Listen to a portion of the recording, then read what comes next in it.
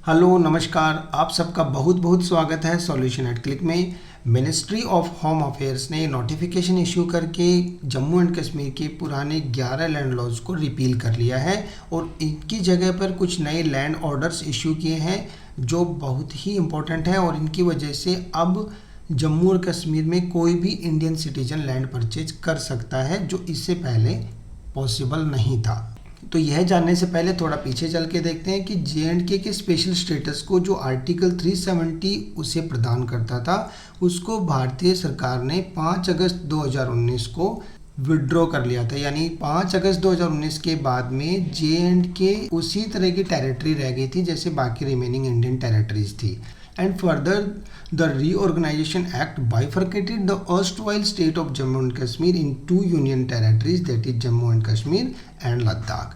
और अब ये जो नए लैंड ऑर्डर्स इशू किए हैं गृह मंत्रालय ने, ये सिर्फ JNK की यूनियन टेरिटरी पर लागू होंगे। लद्दाख यूनियन टेरिटरी के लिए इंडियन गवर्नमेंट बाद में नोटिफिकेशंस इशू करेगी या अपने आदेश बाद में पारित करेगी। गृह मंत्रालय के अनुसार union territory of Jammu Kashmir पर ये लैंड ऑर्डर्स इमीडिएट इफेक्ट से लागू होंगे और ये बेसिकली कोई नए लॉ नहीं है। और अब यहाँ से आप कंफ्यूज ना हो कि इस वक्त पार्लियामेंट का कोई सेशन नहीं चल रहा है, तो ये बेसिकली नए लॉ कहाँ से पारित हो गए, क्योंकि देश के लिए कानून तो संसद बनाती है। तो आप यह समझने की कोशिश कीजिए कि ये कोई नए कानून बनाए नहीं गए हैं, ये देश के बाकी केंद्र शासित प्रदेशों में पहले से ही लागू थे और इन कानूनों को अब सिर्फ एक्सटेंड किया गया है Jammu and Kashmir union territory के ऊपर। तो मिनिस्ट्री ऑफ होम अफेयर्स ने एक नोटिफिकेशन जारी करके इन लैंड ऑर्डर्स को इमीडिएट इफेक्ट से JNK में लागू कर दिया है। So now any Indian citizen can by land in municipal areas of JNK without being a domicile. यानी जो 5 अगस्त 2019 से पहले की बात थी कि आपको वहाँ अगर ज़मीन खरीदनी है तो वहाँ का डोमिसाइल होना ही चाहिए, अब वो शर्त लागू नहीं होगी। कोई भी भारतीय वहाँ पर जाकर ज़मीन खरीद सकता है। अब the spouse of JNK domicile shall also be deemed as a domicile. यानी पहले क्या होता था, जो परमानेंट रेजिडेंट कार्ड होल्डर थे JNK के, जिनको वहाँ की नागरिकता मिली हुई थी, तो उनकी जो पत्नियाँ थी they were be considered at par with them but they were not considered as the domiciles of JNK। अब इस नए लॉज के बाद में JNK के जो भी सिटीजन हैं उनकी स्पाउस को भी वहाँ का परमानेंट डोमिसाइल मिलेगा।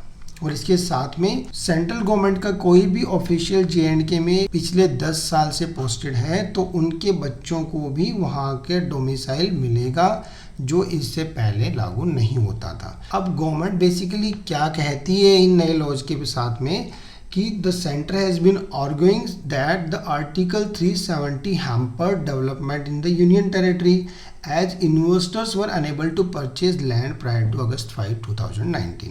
यानी जब वहाँ पर कोई इंडस्ट्रीज ही नहीं आएंगी, कोई वहाँ पे ज़मीन ही नहीं खरीद पाएगा, वहाँ पे कोई इन्वेस्ट ही नहीं करेगा, तो उस जगह का विकास कैसे हो सकता है।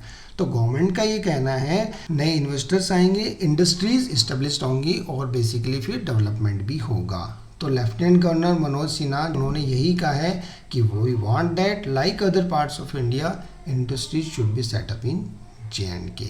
और उनकी सरकार अपने नागरिकों में शांति, उन्नति और विकास देने के लिए प्रतिबद्ध है। अब इसमें बेसिकली गवर्नमेंट किसी भी इंस्टीट्यूशन को लैंड ट्रांसफ़र कर सकती है इस भरोसे पर कि वो इंस्टीट्यूशन जम्मू एंड कश्मीर के विकास में सहयोग करेगा। Any institution for the purpose of promotion of health care और सीनियर सेकेंडरी और हायर और स्पेशलाइज्ड एजुकेशन इन JNK।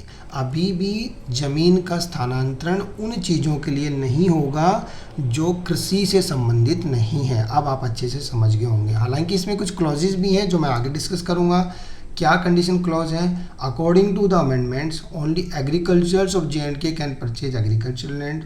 जैसा मैंने आपको बताया, इसका कोई सेल, गिफ्ट या एक्सचेंज नहीं होगा। लेकिन इसमें क्लॉज भी जोड़ा गया है कि अगर ऐसा लगता है कि वो एग्रीकल्चरल लैंड किसी अच्छे पर्पज़ के लिए ट्रांसफ़र की जा रही है तो वह वहाँ के डिस्ट्रिक्ट कलेक्टर की परमिशन के बाद उस लैंड को ट्रांसफ़र भी कर सकता है। और इसके साथ में आर्म्ड फोर्सेस को भी ध्यान में रखते हुए, क्योंकि जम्मू कश्मीर एक स्ट्रेटेजिकल स्टेट है, अब एक नया प्रोविजन ऐड किया गया है कि अगर आपको किसी भी एरिया को स्ट्रेटेजिक एरिया नॉमिनेट करना है आर्म्ड फोर्सेज की ऑपरेशन या ट्रेनिंग रिक्वायरमेंट्स के लिए, तो उसके लिए उसकी रैंक कॉर्प्स कमांडर के इक्विवेलेंट होनी चाहिए। और मैं आपको बता ही चुका हूँ कि ये लॉज सिर्फ JNK यूनियन टेरेटरीज के लिए हैं, इनका लद्दाख यूनियन टेरेटरीज से कोई लेना देना नहीं है। तो जैसा मैंने बताया, जम्मू कश्मीर को बाइफर्केट करके 2 यूनियन टेरेटरीज में बनाया गया है। तो वहाँ की जो 2 मेन स्ट्रीम पार्टीज़ हैं, नेशनल कॉन्फ्रेंस पार्टी और पीपल्स डेमोक्रेटिक पार्टी, उन्होंने इन अमेंडमेंट्स का खुलकर विरोध किया है। उनके अकॉर्डिंग इससे जम्मू कश्मीर के स्पेशल स्टेटस को धीरे धीरे नेस्तनाबूद किया जा रहा है। तो आज की इस वीडियो में मेरी तरफ से इतना ही। अगर आपको लगता है कि इस लॉ से संबंधित कोई चीज़ छूट गई है तो फटाक से कमेंट बॉक्स में डालकर उसको, इस चैप्टर को और भी अच्छा बनाने की कोशिश करें। I hope you guys enjoyed this video. Then stay tuned with my channel solution at click and keep subscribing, commenting and liking my videos. Thank you, bye bye.